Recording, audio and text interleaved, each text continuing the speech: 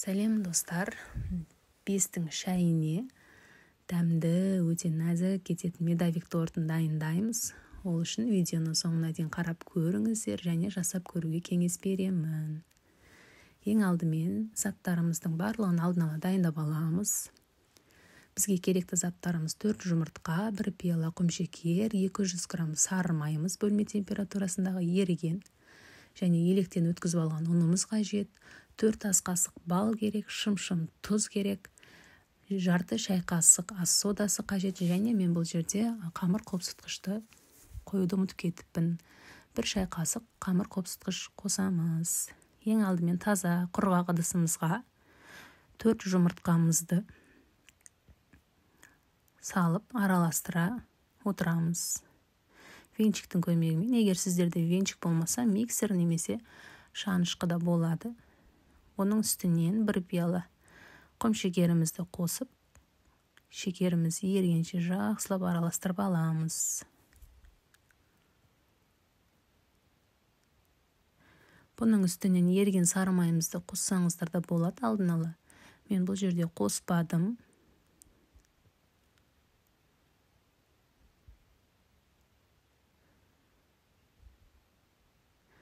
Одан кейін отымызға таза ыдыс алып, оған 4 ас қасық балымызды құйып, оның үстінен жарты шай қасық ас содасын қосып, араластыра отырамыз. Осылай көбіршіктенеді беті, аппақ көбік болады.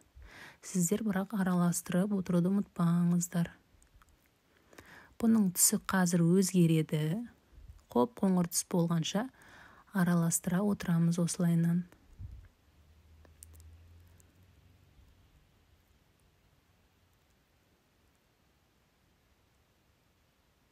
Мінекей, қоңыр түс болды.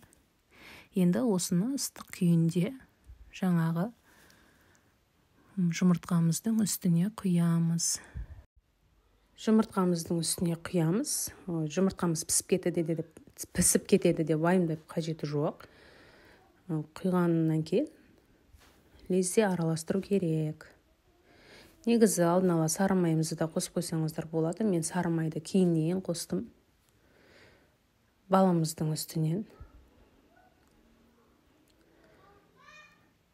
сары майымызды қосып алдым. Мінекей осылай енді венчикпен жақсылап оны араластырамыз. Менде балдың үстінен құйған соң осылай түйіршік болып қалды. Еруі қиындау болып қалды балдан кейін.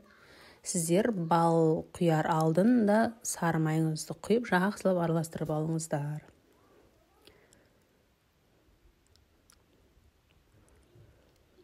Мінекей бұл жерде мен жақсылап ерігенше араластырып отырдым. Әдетте мен жұмыртқадан кейін сары майды қосушы едім. Бұл жолы балдан кейін қосып, мінекей ұзақ уақыт кетті. Араластыра отырдым, осылай болып қалды. Сосын үстінен шым-шым тұз қостым. Және 1 шай қасық қамыр қопсытқышты қосып алдым.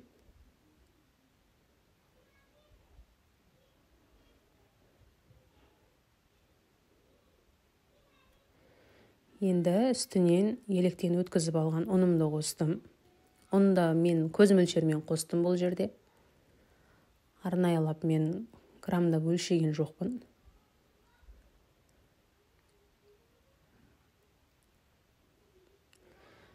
Сіздерде көз мөлшермен осылай қоссаңыздар болады. Қамырымыз қатты болмау керек, сұйық болмау керек. Орташа болғанша ұнымызды жақсылап қосып араластыра отырамыз осылай.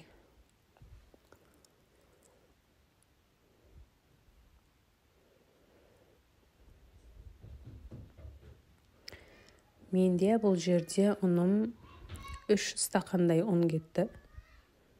Жобамен деп айтайын. Мінекей қамырымыз осындай болды.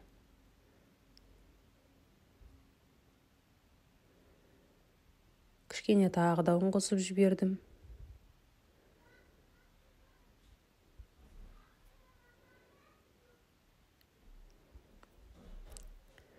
Міне осындай масса болып шықты менде.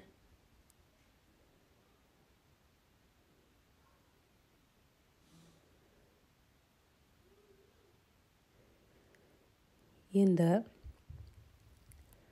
ыдысымызға осындай қағазым төсеп алдым. Менде бұл поклан қағазы. Асты жабысып қалмайды. Егер сіздерде қағаз болмаса, табанын майлап жіберсеңіздер болады кішкене. Сосын дөңгелекше етіп осылай формасын келтіріп аламыз. Менде форма ыдысқа келтіріп алдым қағазымызды. Сіздерде егер форма болмаса, тарелканың көмегімен жан-жағын сызып шықсаңыздар болады. Және 6 қасық немесе 7-8 қасықтап қоссаңыздар болады. Менде 4 корж шығады. Осындай мөлшерде салып отырдым мен. Сосын үстіне ұн сеуіп, осы ұнның көмегімен жаймен жайғастырдым. Сіздер қасықтың да көмегімен жайғастырсаңыздар болады, екі жағын ұстап.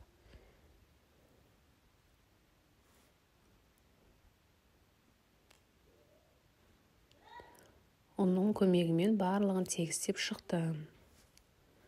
Сосын қызып тұрған пешімізде 220 градуста 5 минуттай пісіріп алдым. Енді сіздер пештеріңіздің қызуына қарай, менде 220 градуста пісіп отырды. Және қарап тұру қажет. 5 минутта пісіп қалды корждарым. Мінекей асты жабыспайды. Осылай 4 коржымды да пісіріп алдым. Енді осыны суытуға қойып қоямыз. Суытуға жібереміз корждарымызды.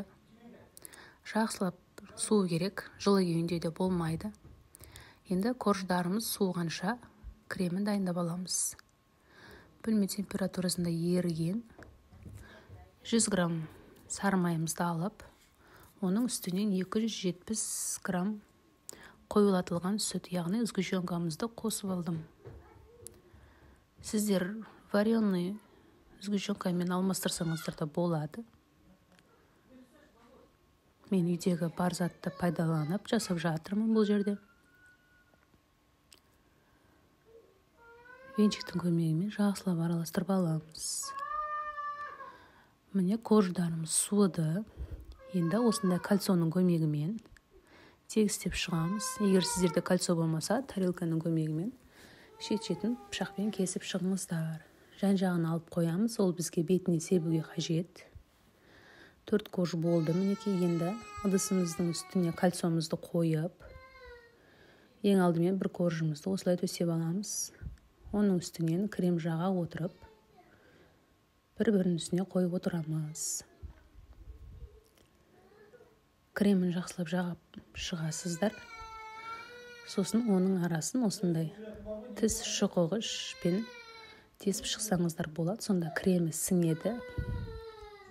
Мен бұл тортты түнделетіп жасап жатырмын, өйткені бір түнге қалдырамын кремі сіңу үшін. Екінші коржымызды да осылай дәл солай істеп шығамыз. Үстіне крем жағып, тіс шұқығышпен тесіп шығамыз. Осылай 4 коржымызды да тізіп шығамыз, қайталап отырамыз. Дайын болған коржымыздың үстіне осындай жан-жағында қалып кеткен жаңағы корждарымызды осылай қолменен еземіз. Сіздерде егер блендер болса, блендермен жақсы езіледі. Езіп аласыздар жақсылап тұрып. Мен қолдың күшімен осылай кішкене ысқылап жібердім. Ұсақтап аламыз. Енді осының бетін сәндеп төсеп шығамыз. Бетіне де себеміз және жан-жағына да толық болғанша сеуіп шығамыз.